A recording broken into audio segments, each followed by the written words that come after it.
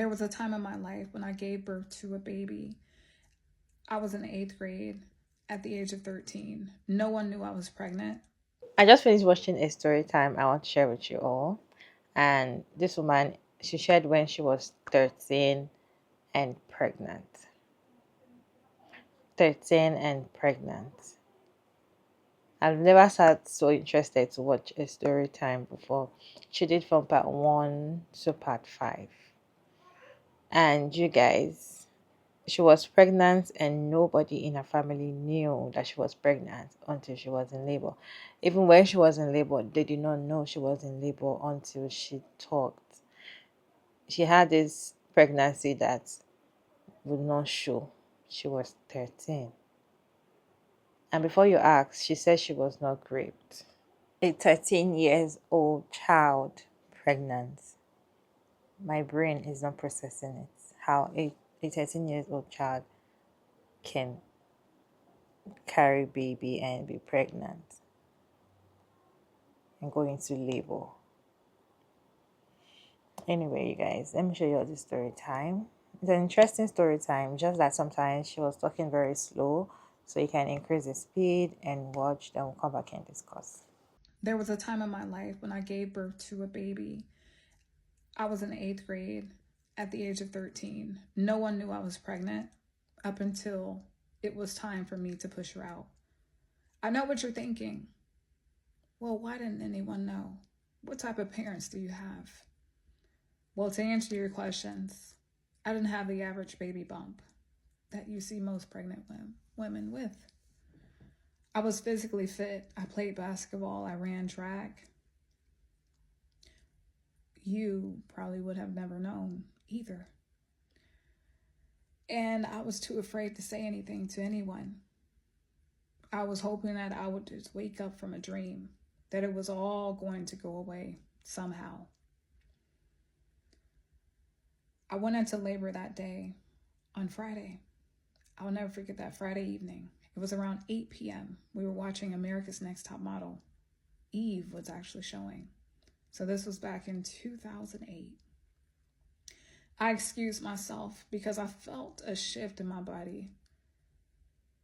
And there was an awakening pain in my lower back that I had never felt before. I asked my mom, I said, Mom, I'm going to go to bed. May I go to my room? She said, all right. The entire night, I was up rocking back and forth. The pain was coming and then going, coming and going. I didn't know what to do. I got up because it felt like I had to use the bathroom. I looked in the mirror, I pulled up my shirt, and I was in disbelief. I said, oh my gosh, what am I going to do? I sat on the toilet because, again, I felt like I had to use the bathroom. Before I knew it, it was morning. So all that night, between rocking back and forth, going to the bathroom, looking in the mirror, and then just praying, asking God to help me. Isn't it crazy how we want to call on to God when it's self-inflicted? But he still answers us, doesn't he? All the time. That morning came. My mom, she did the usual where she was making breakfast for my brother and my sister and I. Usually I would be the first one to run down and make sure I got the pancake that wasn't burnt. That morning I could not eat anything. I tried because I wanted to appear normal, appear that my behaviors were the same. I put the pancake in my mouth and I could not chew it. The amount of pain, it was intensifying. I couldn't chew it. So I threw my plate away and acted as though I ate it because I knew if I did not lie about eating it, they would know something was wrong. So then in the morning, on a Saturday, all the parents, they would go out shopping while we would be with our older cousins at my aunt's house.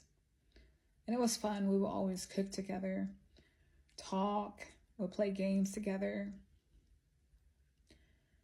And that morning, I told my mom, I said, Mom, I think I'm on my cycle. My stomach hurts. I was just making up an excuse. And the thought ran through my head. Before I say this, stories that I've heard that has come out about young mothers, I never judge them because it is real. The thoughts that come about that people say, I would never, please don't say what you would never do. Because when you're in that situation, you would think differently. So a thought came across my mind and it brought me to tears. I couldn't believe it. The thought that came about was, Ashley, you can just stay home. You can deliver this baby, have it on your bed. I was imagining it in my head. Pushing out a baby, cutting off whatever needed to be cut off. And I don't know where these thoughts had come from because I had never thought those thoughts ever. And then find a local trash can and dump the baby and act like nothing happened. That thought ran through my head. When I say after the thought left, I cried. I couldn't believe it because I said, I'm not that type of person. Why did that evil thought come across my mind? It's because I was scared. And I did not know. I did not want anyone to know the amount of shame I felt. And I knew my parents would be disappointed in me. I knew it. So instead of staying at home, I went along with everyone else. And I'm so thankful that I did. My life could have changed drastically on that day, years ago. It still changed, but not in that way. So I was at my aunt's house. We arrived. I was up attempting to appear normal, my normal behaviors with my cousins. We're talking, cooking. I told my sister, actually I asked my cousin, I said, hey cousin, I'm gonna go lay down, okay? And by that time, maybe 1. So I need to lay down. You know how hard it is to go through pain and appear like nothing's going on, to have that resting face and smile when your body's in pain. Not only your body, but mentally, you're being challenged because you want to call for help. But then again, you're hoping that it'll all just go away for some reason. Stay tuned for part 2. Before I share part 2, I must make you aware that it's not easy, and sometimes I may get a little emotional sharing these stories. As I recall my stories from the past, it's almost as though I'm visualizing myself as a little girl and can't fight back the tears because I know how it felt and what I was going through mentally. Yet still smiling like I had no worries. There is no way, and I do mean no way, that I would be able to share any of this if it had not been for God and if it wasn't for God present in my life. So to God be the glory, and I owe him everything. Have you ever felt like your life was upside down and you didn't know, you didn't want anyone else knowing what you were going through? So you acted like everything was good when you knew it was a lie. I want you to think about that and be truthful when you answer it. Part 2. I yelled out to my sister, Memo, come here. She didn't know what was going on with me. She came to the room and asked Ashley, are you okay? Are you hungry? At that point, I couldn't take the coming and going labor pains anymore. My voice no longer sounded as though I was okay. I told my sister, call Mom. I need to go to the hospital. Initially, my sister thought I was joking until I said, I'm serious. I need to go to the hospital. My sister then knew I was not playing. My sister rushed to get the cordless phone and dialed her mom's number.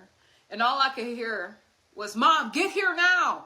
Ashley said she needs to go to the hospital. She's in pain. My sister got off the phone and started panicking. I told her, this is what I told her. I said, it's okay, Mamo. I'll be okay. And, not really knowing what was going on, I didn't know if I was going to be okay or not. I just didn't want her to worry. I don't want my sister to worry. So 10 minutes had gone by, and I could hear the engine of my mom's white Jeep outside. All the parents rushed in the house. I instantly jumped up and said, Mom, as clear as I could, because the pain was unbearable at that point and started to take a hold of my entire body. I didn't know what to do. I didn't know how to stop the pain. So in my head, I was asking God to help me. And it felt as though my help was not coming. And I said, Mom, I'm in pain. I need to go to the hospital. I saw worry painted all on my mom's face. I couldn't help but to think, like right now when I think about that, what would I have done if my daughter told me when she was 13 that she needed to go to the hospital, all to find out that she was pregnant? What emotions would I have had? And most importantly, what would I do and how would I do it? We rushed out of my aunt's house through the front door, and I could see my aunt looking right at my stomach, and that stressed me out because I knew she was going to say something. This particular aunt of mine was the same aunt that picked out my first and middle name. And she was the same aunt who told me right to my face out loud in front of everyone, you pregnant. When I say my face, it's like I had seen, I don't know, something scary. I denied it to the fullest and heard my older cousin say, Mama, it may be gas that's causing her pain. I've never been so happy to hear a lie. That was indeed a lie. But it gave me something to believe in for that moment. I was hoping for that lie to be true, knowing it wasn't. It wasn't true at all. I get in the back seat. My mom, she's rushing to the front seat. My cousin, she's rushing to the passenger seat. We rush on to the hospital. We went through the ER. We walk up to the desk. Instantly, we're turned around. They're like, nothing's. They looked at me on the outside and said nothing was wrong. I said, no, Mom. I'm in severe pain. And my mom, she goes back up there and tell them, no, my daughter says something's wrong. So then they call for a doctor from out the back to come to the front. And he looks and he's like, there's nothing wrong with her. Now keep in mind, they never put a hand on my body. They just looked at me from the outside. They looked at me and told me I was okay. As though they were inside my body. As though they could feel what I was feeling. I want to pause there because this pause is necessary for parents. Parents, and me being a parent, we have got to be our kids' advocate. And I'm not saying in my scenario, but in anything and everything. Oftentimes people will brush off children as though what they have to say or what they're going through doesn't matter, or it's not important, or maybe it's not as big as they think it is. And the truth is, it is. Everything they say, everything they do, everything how they feel, it all matters. And it's up to us to speak up for our kids, and that's what my mom did. Whether she liked it or not, my mom stood up for me and she spoke up. So then the doctor, he asked, he was like, has anything changed? When was your last menstrual? I lied. I flat out lied. Again, I was scared. Although I knew in my body, I'm going through all this. Why do I keep on lying? Because I was scared. That's why. So finally, they said, step off to the left, go inside this room. So we all went inside the room. It was a tiny room, but there was like a bed where I could sit up on. The doctor, he starts taking my blood pressure, checking my pulse. The last thing that he checked was my stomach. And when I had to take a deep breath for that one. Because everything was going fine. And again, I've known that I can take a lot of pain. I have a high tolerance for pain. To sit still, knowing my back is aching so bad.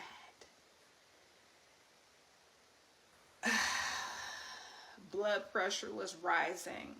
He first noticed that. He said, okay, this is not normal. So then he started moving faster. My question was, why didn't you move like that when you saw that I was calm, but I was telling you something was wrong with my body? So then he started moving. The nurses, one nurse came by my hand, well, by my side. She grabbed my hand. I saw the doctor moving this baby Doppler. It was like a big machine. I could have fainted. Definitely could have fainted at that point. I didn't know what it was until they told me. And I said, baby Doppler?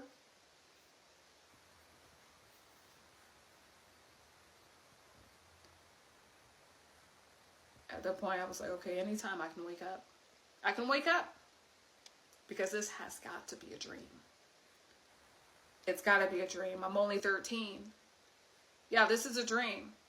This is a dream. I'm going to pinch myself. I'm going to wake up. I'm going to wake up. I'm going to wake up.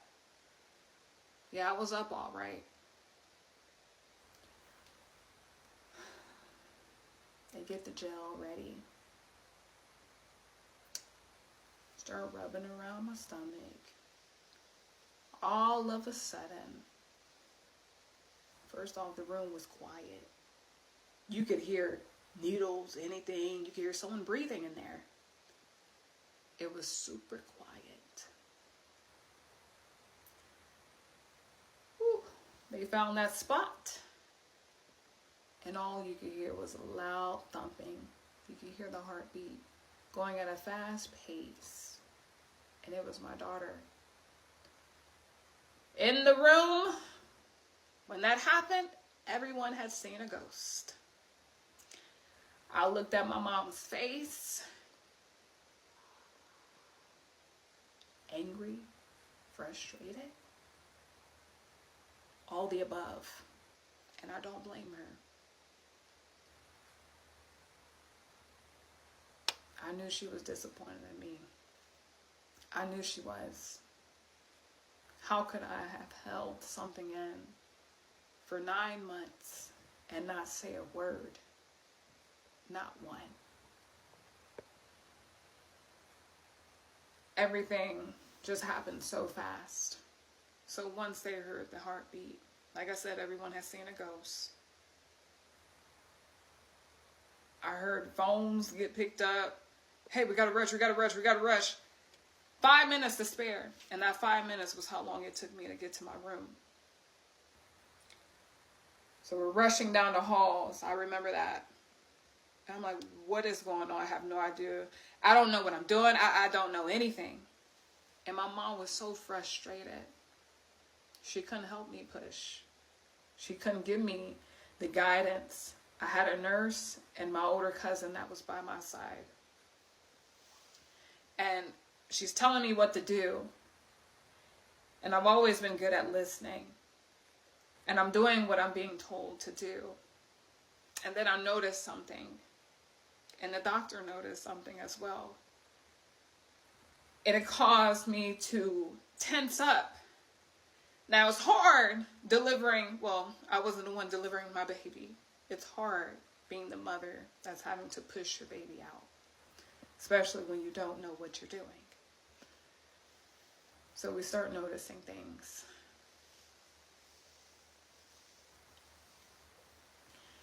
Again, I imagined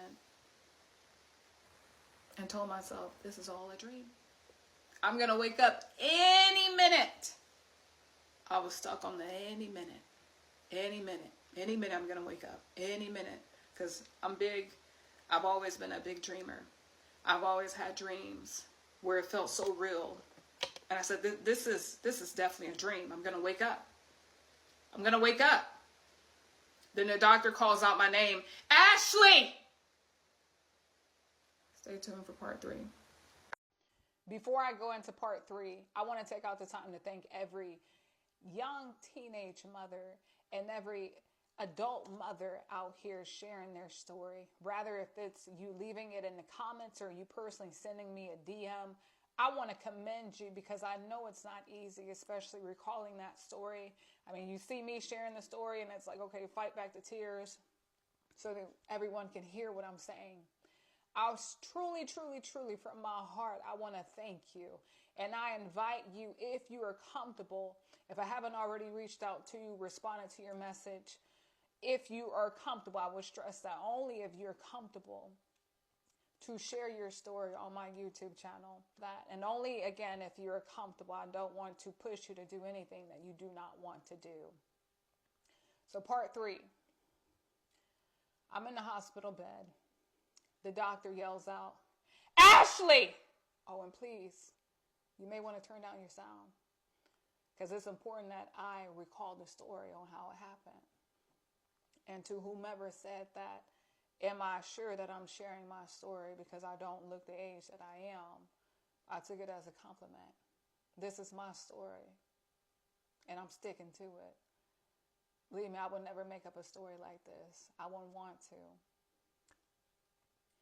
So I'm in the hospital bed. He calls out my name because he noticed my eyes. He noticed how my eyes closed, and he wanted to make sure I was still there. So of course he's checking the whatever that machine is. I showed your heart rate and beats per minute, all this and that. I said beats per minute. So we playing on a sorry y'all, I love music too. He's looking at it. And like I said, I just wanted it to be a dream. That's why I closed my eyes.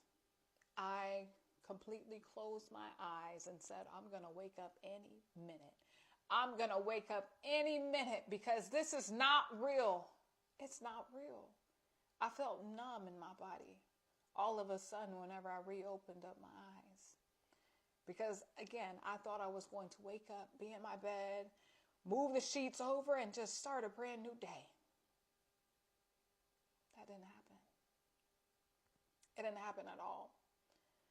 So then I'm in the bed. My legs are propped up. Everyone who's had a baby or you know something about having a kid, legs are propped up. He's like, all right. Ashley. And I'm opening up my eyes. Because I'm in disbelief. I don't know. I didn't know. It's like, push. One last push. I'm like, everything in me. It took everything in me because, I thought I was pushing out, 4, 5 babies. I did that last push. And I looked down. I'm looking like, what is this? Is this my body? Again, you still question is this me? Is it me? Let me touch my legs. Yeah, this me. He pulls out everything. And one thing when you give birth, what the baby's feeding off of, I don't know what it's called. I completely forgot. It looks like a slab of pork ribs. I see my baby. He said, it's a girl. She's all quiet. She's quiet. So I'm thinking, is something wrong? And the doctor, he looks at her.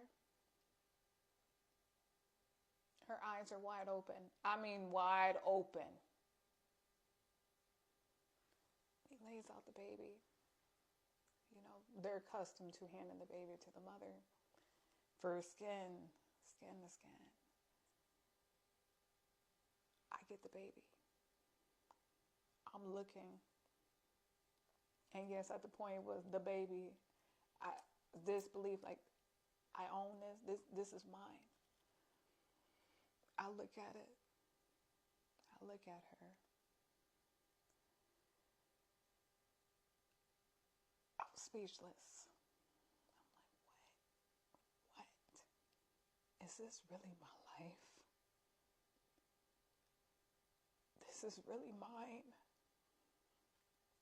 This belongs to me. All these thoughts are going through my head as I'm holding her. You know, they lay her on me, and I'm laid back. And immediately, the doctor's like, hurry, get the baby, because my blood pressure just started rising. And I'm looking like, okay, what's going on? All I could feel at the moment was just my anxiety. I could feel it rise. I couldn't feel anything in my body. So the nurses, they come get the baby. And again, it was still the baby because I was like, oh my gosh. Is this mine? Or maybe am I about to wake up? You're going to keep hearing me say that because for the time I was like, I'm going to wake up. I'm going to wake up. I'm going to wake up. Wake up, Ashley. Wake up!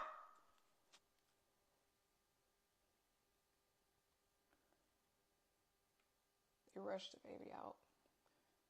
He tells me, the doctor, you need to get rest. You can't have any guests in here. And I'm looking like, why is he telling me this? What is going on? He pulls the whatever it's called, it looks like a shower curtain, over and talks to me. He asks me questions. Now keep in mind, he's saying one time I need to get some rest, but he asked me a question. Prior to him asking, he asked my mom if he could talk to me. My mom said, yeah, you can. You know what this doctor asked me. Stay tuned for part 4. I love y'all so much, and I'm so appreciative of you. Thank you. Part 4. The moment you've been waiting for. The doctor asked me as I was lying in the hospital bed. I'm looking at him. Looking him dead in his eyes like, what are you about to ask me? And why did you lower your voice? He asked, Ashley, I want to ask you something. And I'm tuning in like, okay, what is it that you want to ask me? You know how you are when you're saying I'm talking too slow. Like, get on with the story. He said, Ashley, were you raped?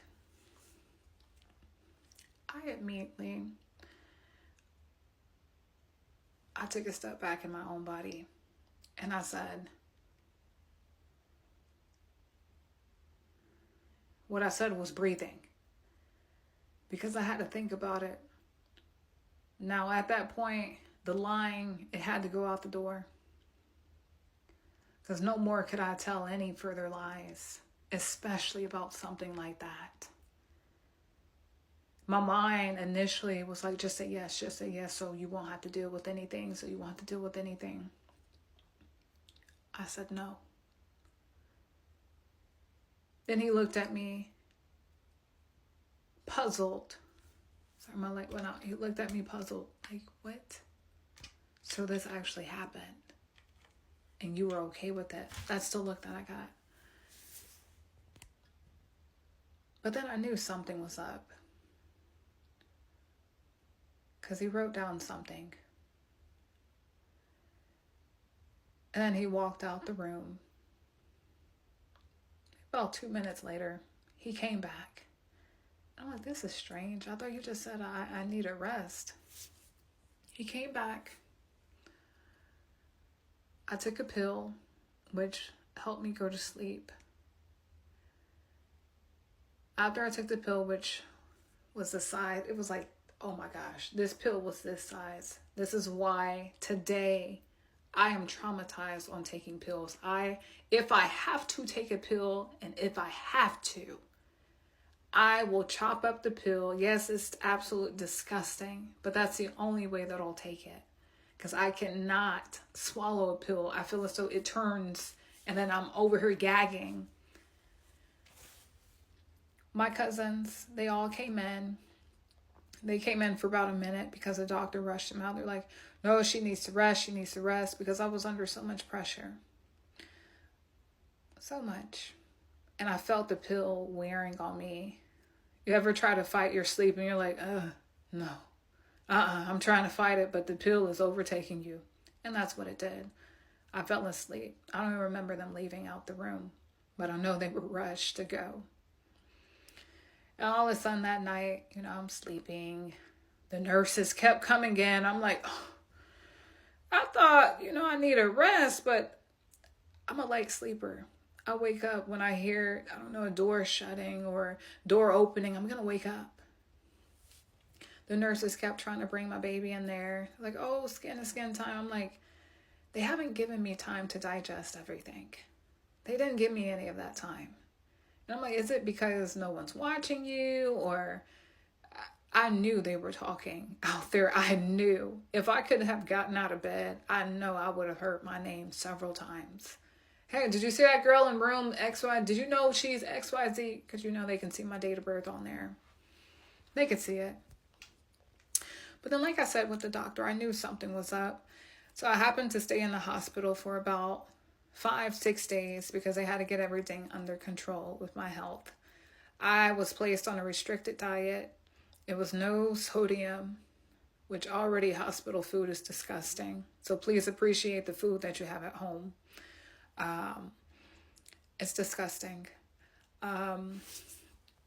So then when it was time for me to leave, again, it didn't feel real at all. It didn't feel real.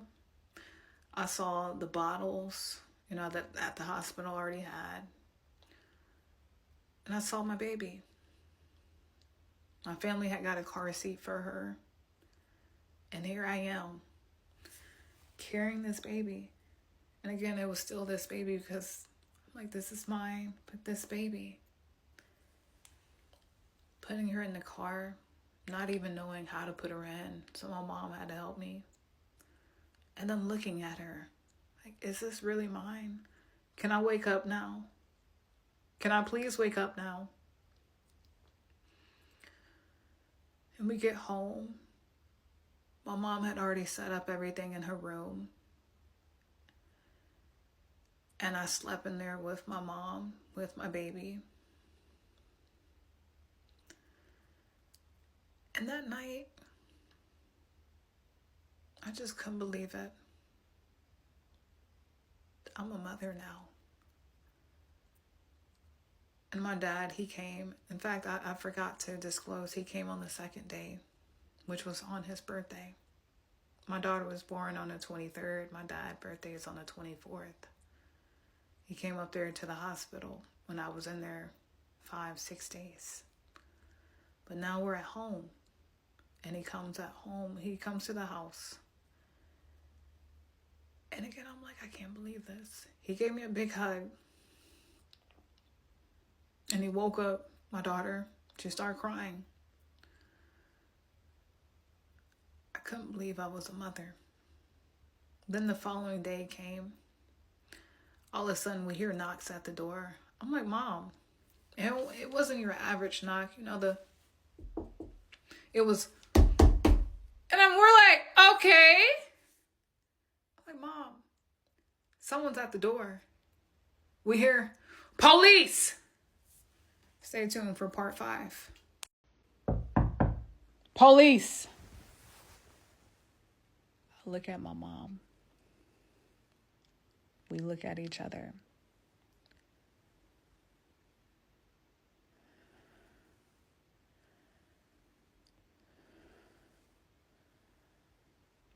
It seemed like that moment lasted 20 hours. I was trying to communicate with my mom with my eyes without opening up my mouth.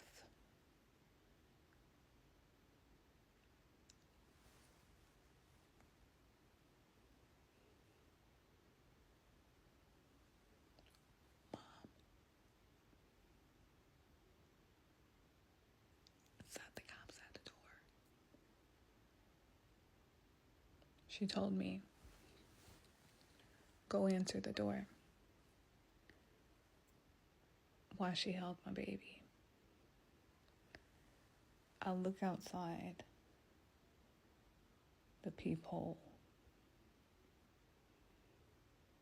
and I see officers. And I'm puzzled because I'm like, what? But again, I proceed. I open up the door because my mom told me to. Hi. He said, may I speak to the adult of this house? Your parents. I look. I'm looking. Look at my mom.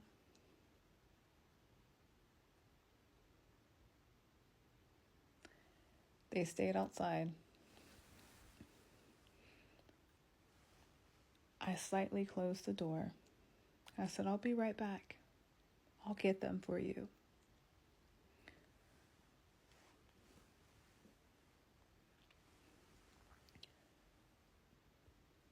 I walk back.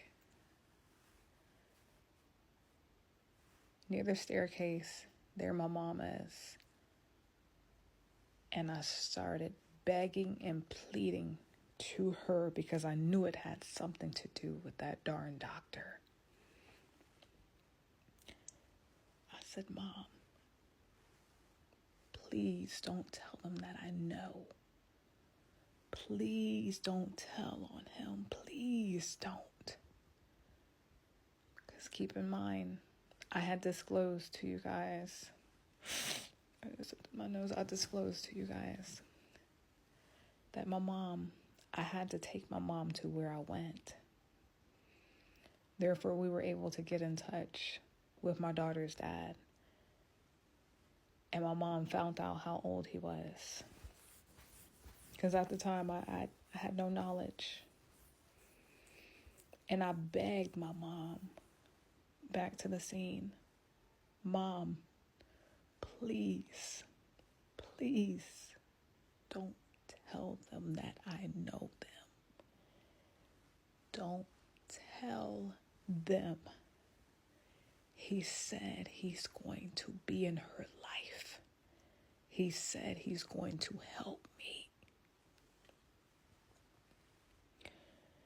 Not knowing everything that I was saying was a lie. Everything that he said he was going to do,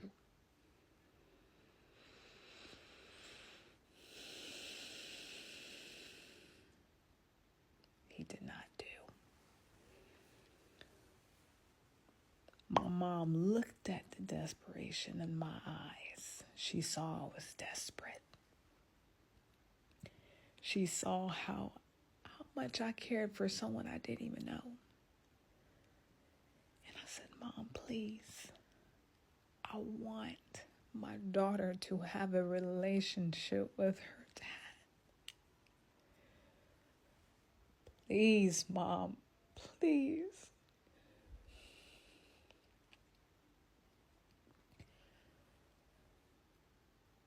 My mom walked over to the door, and it was more than just the police. There was CPS as well.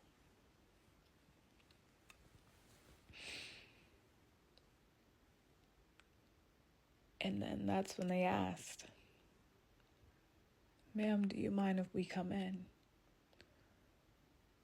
My mom said, I don't mind.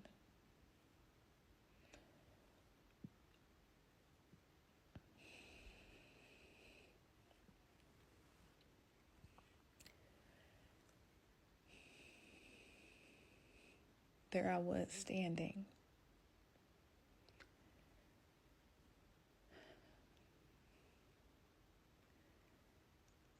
The woman came over to me. It was CPS and DCFS. Any type of service, they was there. They asked me,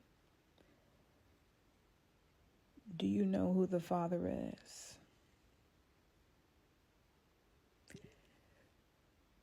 Do you know how I was embarrassed to even say this? But I told them, no.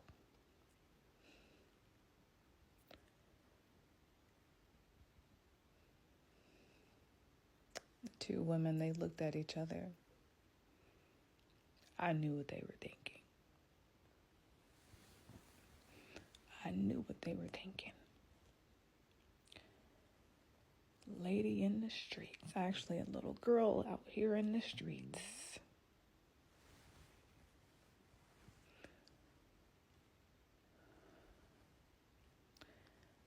I looked over at my mom because I was hoping she wasn't going to say nothing.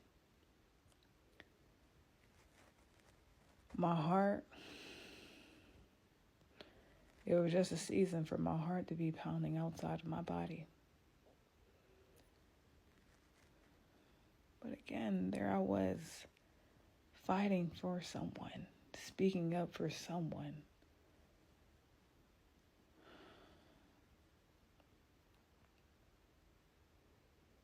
That would later betray me.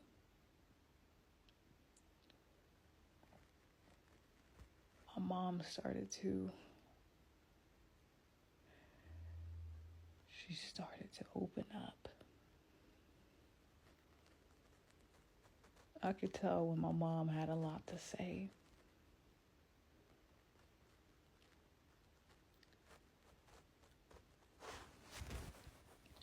She said officers and to the social workers, DPS, whatever they're called,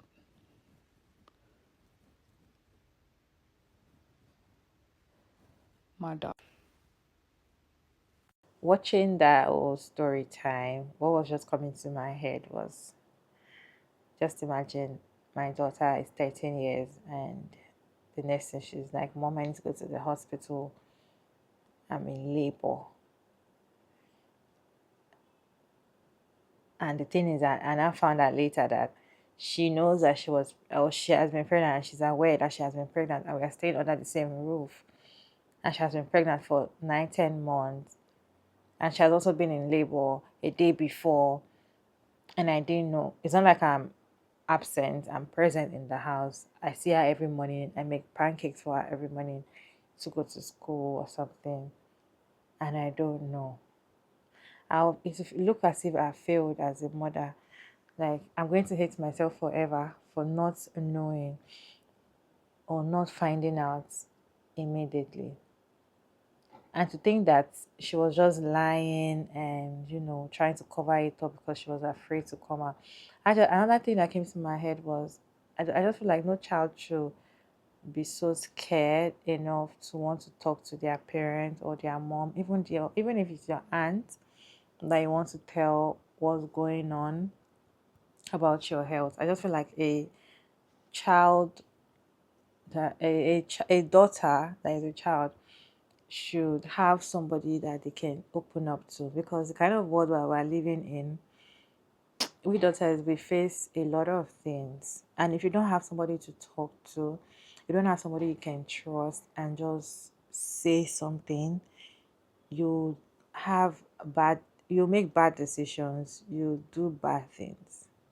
So just imagine, maybe she had trusted her aunt, and she has told her aunt like, oh, I missed my period, da da da da da. Maybe they would have done abortion and she wouldn't have gone through the whole teenage pregnant thing, or she wouldn't have gone through the labor. Like 13-year-old had to push out a child.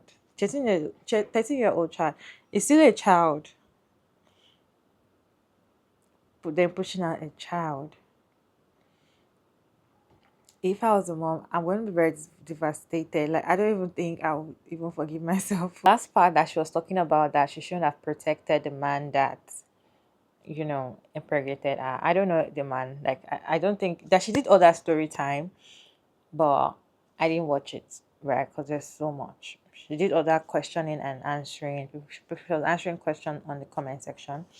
So probably she will have answered the question of what the man is, what's his age, did he rape you? But she said he did not rape her. So the man just deceived that I'm going to be in the life of your child.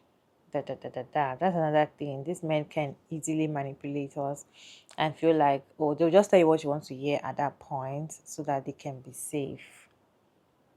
If only she knew that she would have just said, just, let them arrest him. This is how also some women or some mothers lose their child, their daughters, through pregnancy, teen pregnancy, because they don't even know what's going on. They don't know. It's not like they want the child. They don't even want the child. They don't want the child. They don't want to be a mom, right? But they're afraid to talk. They're afraid to even, because they're going to get judged. They're definitely going to get judged if you're in Africa and you're pregnant at 13, because probably you start seeing your period at 12 and you're pregnant at 13. You, you can't even come home if you have very strict parents. You can't come home. Once they find out that you're pregnant, they can send you. In fact, they will make sure you get married to that man immediately, right? Just to cover their own shame. Some of the time, they will leave you. They'll tell you to drop out of school. Some mothers or some families are very nice that they're going to tell you, don't worry, continue your school. I'm going to take the child as my own. Some parents are like that and they are nice like that and they can afford, to take care of the child. But some will let you to face your consequences and tell you, you have to go marry that man, you have to bring the man to this house, he has to ask you out in the marriage, and you have to stop school, you have to start working so that you can be able to feed your child. They'll put all the whole burden in you so that you can know that what you did was wrong. I personally feel like this is how some people actually get unalived. Imagine going through the whole pregnancy by yourself and hiding it, and going through labor and hiding pain like that, guys. Anyway, guys, I just like to share this story time with you all. Let me know your thoughts down in the comment section. Respectfully, as always, it's your girl Mara David, and thank you so much for tuning in. I hope you enjoyed this one. Please like and share and subscribe, and I'll see you in my next one. Bye.